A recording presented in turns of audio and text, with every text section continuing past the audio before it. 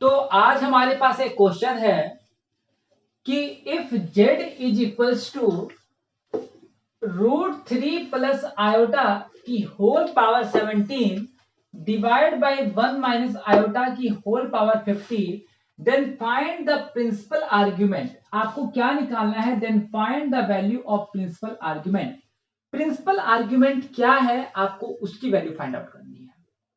सबसे पहले बच्चों नंबर एक बात, सबसे पहले आर्ग्यूमेंट में और प्रिंसिपल आर्ग्यूमेंट में क्या डिफरेंस होता है?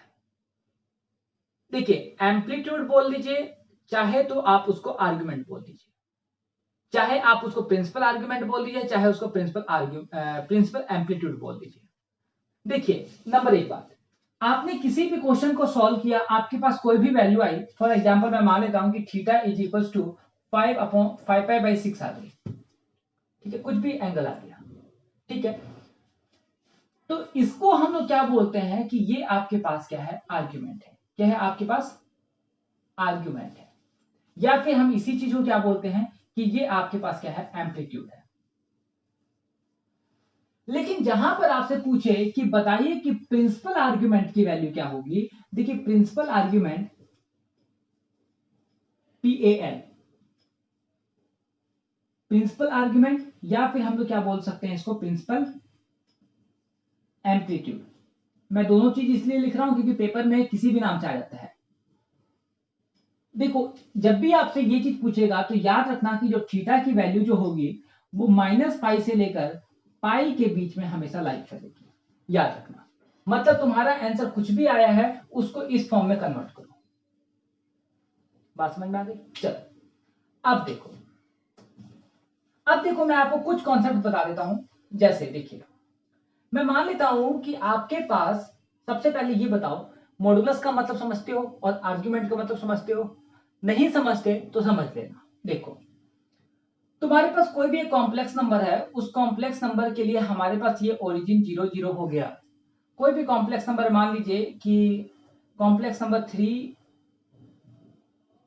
+ 2 आयोटा है, ठीक है। मतलब कि रियल को हम लोग एक्स एक्सिस से दिखाते हैं, इमेजिनरी को वाई एक्सिस से। ये बात सबको पता है, चाहे वो पॉजिटिव हो चाहे वो नेगेटिव हो, ठीक है। तो यहां पर रियल की वैल्यू कितनी है? 1 2 3, और इमेजिनरी की वैल्यू कितनी है? 2। तो जहां पर ये आपस में इंटरसेक्ट करेगा, इस पॉइंट को हम लोग क्या बोलते हैं? ये कॉम्प्लेक्स नंबर का पॉइंट है। तो यहां से यहां तक की जो डिस्टेंस होती है बच्चों, इसको हम लोग बोलते हैं r। और ये जो एंगल बनाता है, इस एंगल को बोलते हैं हम लोग थीटा। समझ रहे हो ना? मतलब कि जो तुम्हारा मॉडुलस है उसका एक्स एक्सिस के साथ कितना एंगल बन रहा है, उस एंगल को हम लोग बोलते हैं थीटा। अब देखिए, बात अब यहां पर आती है कि हमारे पास टोटल 4 क्वाड्रेंट हैं। First quadrant, second quadrant, third quadrant and fourth quadrant. देखिए, फर्स्ट क्वाड्रेंट के अंदर यदि आपके पास कहीं पे भी वैल्यू आती है मॉडुलस की, मतलब क्या हुआ? कोई भी कॉम्प्लेक्स नंबर, फॉर एग्जांपल जो मैंने अभी लिया था 3 + 2 आयोटा, मतलब क्या है कि इसमें दोनों वैल्यू पॉजिटिव है, तो मतलब इसका मॉडुलस भी आपके पास पॉजिटिव एक्सिस के अंदर ही लाई करेगा। फर्स्ट क्वाड्रेंट के अंदर एक्स और वाई दोनों पॉजिटिव होते हैं। तो यहां पर इस मॉडुलस का वैल्यू तो हमें मिल जाएगा। कैसे मिल जाएगा? √(x² + y² करके। ऐसे ही निकालते हो ना जेड मॉडुलस। अब देखो, एंगल निकालने के लिए हम लोग जो फॉर्मूला यूज करते हैं वो क्या यूज करते हैं? Alpha equals to tan inverse modulus y/x। y/x का मतलब क्या होता है? Imaginary by real, coefficient of imaginary divide by coefficient of real. तो देखिए, यहां पर इसकी वैल्यू हमें मिल गई इस फॉर्मूले के अंदर पुट करके, मतलब 3 × 9 + 2 × 4, जो भी वैल्यू आती है अंडर करके वो इसका वैल्यू बताएगा। अब ये कितने डिग्री का एंगल बना रहा है, इस एंगल को बोलते हैं थीटा। बात क्लियर है? देखो, रियल में हम लोग इस थीटा को क्या लिखते हैं? इनिशियल कंडीशन में हम लोग इसको लिखते हैं अल्फा। लेकिन यहां पर क्या यूज होता है हमारे पास? ये जो एंगल होता है ये होता है हमारे पास थीटा। तो इस कंडीशन में अल्फा की वैल्यू किसके बराबर होती है? थीटा। ये कॉन्सेप्ट तुम्हें नहीं समझ में आया होगा, 1 मिनट बाद समझ में आएगा। अब देखो, अब मैं कोई दूसरा कॉम्प्लेक्स नंबर ले लेता हूं जहां पर रियल की वैल्यू कैसी है? नेगेटिव, लेकिन इमेजिनरी की वैल्यू कैसी है? पॉजिटिव। मतलब 3 -3 + 2 आयोटा। बात क्लियर है? अब देखो, इसके बीच में जो मॉडुलस जो लाई करेगा वो यहां पर लाई करेगा। मैंने आपको बताया कि एंगल हम लोग ये देखते हैं, तो इस एंगल की वैल्यू को हम लोग क्या बोलते हैं इनिशियल कंडीशन में अल्फा। ठीक है, चाहो तो इसको अल्फा नहीं बोल लो, हम लोग अल्फा बोल देते हैं इसको, जो कम एंगल होता है। तो हमें रियल में ये वाला एंगल चाहिए कि हमारे पास इस लाइन का स्लोप कितना है। तो स्लोप निकालने के लिए हम लोग क्या बोल सकते हैं, पाई माइनस थीटा बोल सकते हैं। पूरा पाई है 180 है, उसमें से इस अल्फा को माइनस कर दूं, इस अल्फा को माइनस कर दूं तो ये मुझे थीटा मिल जाएगा, मतलब pi minus alpha equal to theta. हमें थीटा निकालना होता है। अब देखिए, यदि मैं बोल दूं कि मेरे पास थर्ड क्वाड्रेंट है, मतलब कि थर्ड क्वाड्रेंट के अंदर एक्स और वाई दोनों नेगेटिव, मतलब कि माइनस का 3 माइनस का 2 आयोटा। मैंने कोई भी एक रेंडमली एग्जांपल ले लिया है। तो देखिए इसके अंदर जो मॉडुलस होगा वो यहां लाई करेगा। मान लीजिए कि वो एंगल यहां से एंगल बना रहा है, वो अल्फा बना रहा है। तो इस एंगल की वैल्यू आपके पास कितनी हो गई, इस एंगल की वैल्यू कितनी हो गई। याद रखना कि एंगल जो हम लोग चेक करते हैं वो इसके साथ चेक करेंगे, इस वाली लाइन के साथ चेक करेंगे। ये थोड़ा सा कॉम्प्लिकेटेड हो जाता है। यदि आप देखिए रियल में क्या कंडीशन होती है, यदि आप ऐसे चलते हैं, इस एंगल को हम लोग बोलते हैं पॉजिटिव पाई यहां तक, और यदि आप यहां पर क्लॉकवाइज चलते हैं तो इसको हम लोग बोलते हैं माइनस पाई। समझ गए, जीरो से स्टार्ट हुए, पॉजिटिव पाई नेगेटिव पाई। तो देखिए यदि हमारे पास वैल्यू हमारे पास माइनस पाई से पाई के बीच में लाई करती है तो उसको बोलते हैं हम लोग प्रिंसिपल आर्ग्यूमेंट। ठीक है, अब देखिए तो ये वाला जो एंगल जो बचेगा आपके पास, क्योंकि हमें इस एक्सिस के साथ एंगल लेना होता है। यहां पर देखिए ये एंगल, यहां पर देखिए ये एंगल, यहां पर देखिए ये एंगल, मतलब हमें स्लोप लेना होता है। तो इस स्लोप को मैं क्या लिख सकता हूं, यहां पर देखिए, मतलब थीटा इक्वल्स टू माइनस ये वाला माइनस पाई, तो माइनस बाहर लग गया, पाई माइनस अल्फा लिख दू तो मुझे क्या मिल जाएगा, थीटा मिल जाएगा। फोर्थ क्वाड्रेंट के अंदर यदि आप देखते हैं तो फोर्थ क्वाड्रेंट के अंदर क्या हुआ बच्चों, x की वैल्यू पॉजिटिव, y की वैल्यू नेगेटिव, मतलब कि 3 पॉजिटिव रहेगा और माइनस का 2 आयोटा नेगेटिव रहेगा। तो यहां पर कहां लाई करेगी वैल्यू, यहां पर, समझ गए ना। तो हमें एंगल कौन सा लेना है, इस लाइन के साथ, तो इस एंगल को हम लोग क्या बोलते हैं, थीटा। जैसे कि मैंने यहां पे लिया था, तो इसको चाहे तो तुम थीटा बोल दो, चाहे इसको अल्फा बोल दो, लेकिन रियल में हमें निकालना क्या होता है, थीटा निकालना होता है। इसलिए हम लोग जनरल फॉर्म में हम लोग इसको अल्फा बोल देते हैं। ठीक है, बाद में हम उसको चेंज करने के लिए हम लोग थीटा की फॉर्म में चेंज कर लेते हैं, क्योंकि रिक्वायरमेंट हमें इस फॉर्म में होती है। तो यहाँ पर चाहे तो आप इसको थीटा बोल दीजिए, चाहे इसको अल्फा बोल दीजिए। तो अल्फा की वैल्यू किसके बराबर हो गई, या फिर थीटा की वैल्यू किसके बराबर हो गई, माइनस अल्फा के बराबर, क्योंकि लाइन के नीचे है तो माइनस आ गया। Similarly like this. बच्चों समझ में आ गया, कोई दिक्कत है इसके अंदर, पक्का। चलिए अब मैं इस क्वेश्चन की तरफ चलता हूं। ये बेसिक कॉन्सेप्ट आपको जानना बहुत जरूरी था कि आर्ग्यूमेंट का मतलब क्या होता है आपके पास, और प्रिंसिपल आर्ग्यूमेंट का मतलब क्या होता है। अब देखिए, अब आपके पास एक क्वेश्चन है कि z equals to √3 plus iota divide by 1 minus iota की होल पावर 50, होल पावर 50। तो आप यहां पर क्या अप्लाई कर सकते हैं, मैं एक काम करता हूं, आर्ग्यूमेंट दोनों तरफ ले लेता हूं, जैसे कि लॉग ले लेते हैं, वैसे ही आर्ग्यूमेंट दोनों तरफ अप्लाई कर लिया। वैल्यू क्या बची, √3 plus iota divide by 1 minus iota की होल पावर 50, और इसकी पावर कितनी, 17। अब देखिए मैं क्या कर सकता हूं, आपको पता है कि log a अपॉन b का फॉर्मूला क्या होता है, log a minus log b। तो देखिए बच्चों यहां पर मैं क्या लिख सकता हूं, आर्ग्यूमेंट z है ये, तो argument z which is equals to argument √3 plus iota की होल पावर 17 माइनस में आर्ग्यूमेंट 1 माइनस आयोटा की whole power 50 according to this property. जैसे आर्ग्यूमेंट की प्रॉपर्टी होती है वैसे ही लॉ की प्रॉपर्टी होती है, ये चीज मैंने आपको लिखवा रखी है। अब देखिए यहां पर क्या हुआ, argument z which is equals to, देखो लॉ की एक प्रॉपर्टी और होती है कि m की पावर n है तो हम इसको n log m लिख सकते हैं, मतलब पावर आगे आ सकती है, आर्ग्यूमेंट में भी आ सकती है। तो आप इसको क्या बोल सकते हैं, 17 argument √3 plus iota minus 50 argument 1 minus iota. तो बच्चों यहां पर देखिए इसकी आर्ग्यूमेंट की वैल्यू कितनी आएगी, आप मुझे फटाफट इसका आर्ग्यूमेंट निकाल के बताइए कि इसका आर्ग्यूमेंट कितना आएगा। तो यहां पर देखिए आर्ग्यूमेंट आर्ग्यूमेंट √3 प्लस आयोटा की वैल्यू कितनी आएगी। देखिए यहां पर रियल का कोफिशिएंट √3, इमेजिनरी का कोफिशिएंट कितना 1। सबको पता है कि आयोटा यहाँ पर इमेजिनरी को शो करता है। यदि यहाँ पर आयोटा भी नहीं है तो इसका मतलब क्या है कि इमेजिनरी की वैल्यू कितनी है 0, लेकिन आयोटा लगा हुआ है मतलब क्या है, इसका कोफिशिएंट कितना है 1। तो बच्चों देखिए यहाँ पर आर्ग्यूमेंट निकालने का तरीका क्या होता है, अल्फा बोल दीजिए, चाहे इसको चलिए हम लोग अल्फा ही मान लेते हैं, कितना tan inverse imaginary by real, यहां पर आपके पास मॉडुलस होता है।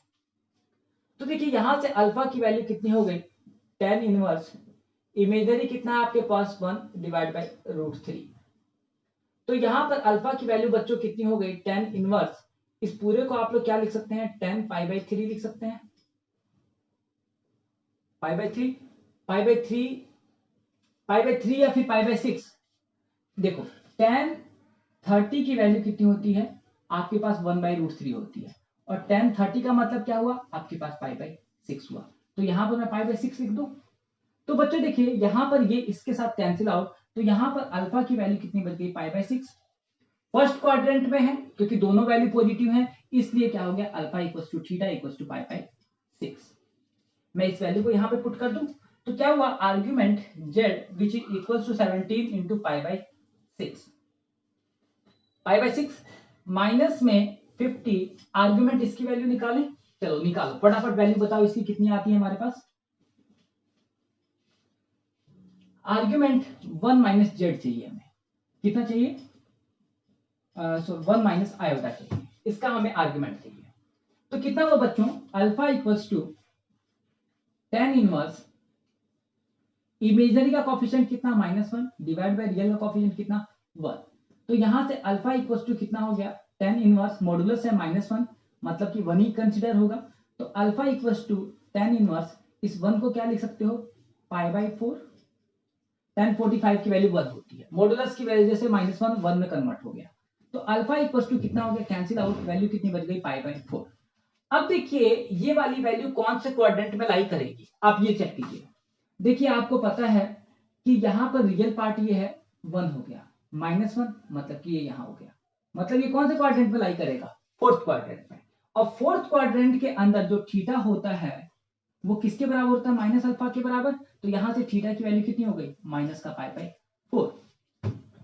आप इसके अंदर पुट कर सकते हैं कितना, माइनस का π/4। अब इसको सॉल्व कर लीजिए, कितना वैल्यू बचता है, ये कितना हो गया 17 पाई divide by 6 minus minus plus, ये कितना हो गया 50 पाई डिवाइड बाई 4।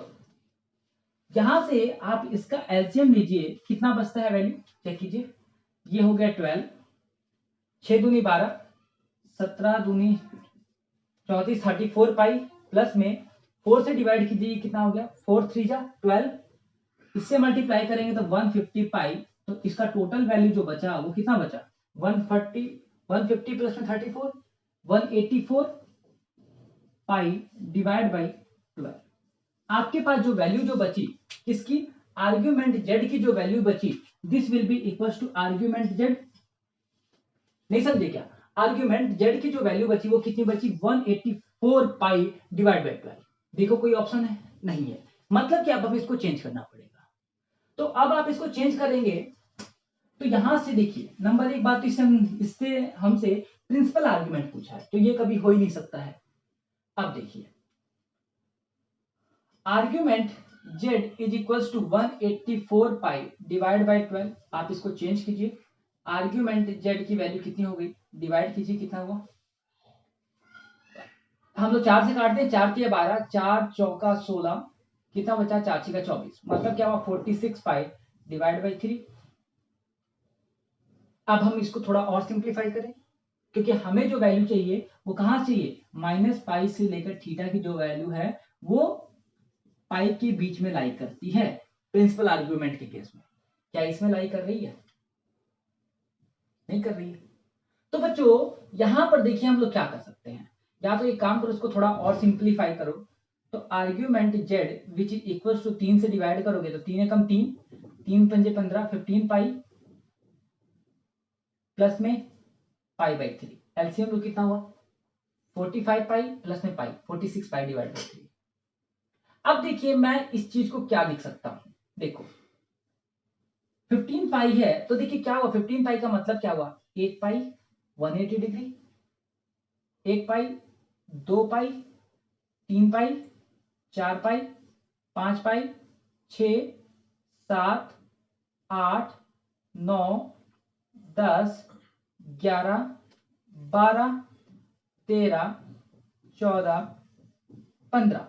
मेरी बात समझिए मैं क्या बोलना चाहता हूं, मतलब कि जो पाई है उसको राउंड करवा दिया मैंने। क्या हुआ, 1 पाई का मतलब क्या हुआ, 0 से मैंने स्टार्ट किया और यहां पर ये 15 पाई के बीच में कन्वर्ट हो गया, करेक्ट। तो देखो यहां पर अब मैं क्या कर रहा हूं, इसके अंदर पाई बाई 3 और ऐड हो रहा है, तो पाई बाई 3 ऐड होगा तो ये एंगल कौन से क्वाड्रेंट में लाइक किया, ये जो एंगल जो है पाई बाई 3, आपके पास कुछ एंगल और ऐड हो जाएगा, एक्स्ट्रा एंगल ऐड हुआ, समझ लो ना, थर्ड क्वाड्रेंट में। और जब आपके पास थर्ड क्वाड्रेंट के अंदर एंगल हो, मतलब एक तरीके से मैं बोल सकता हूं कि ये जो वैल्यू आई वो अल्फा के बराबर आई, और आपको चाहिए क्या, आपको जो रिक्वायरमेंट है वो रिक्वायरमेंट है थीटा की।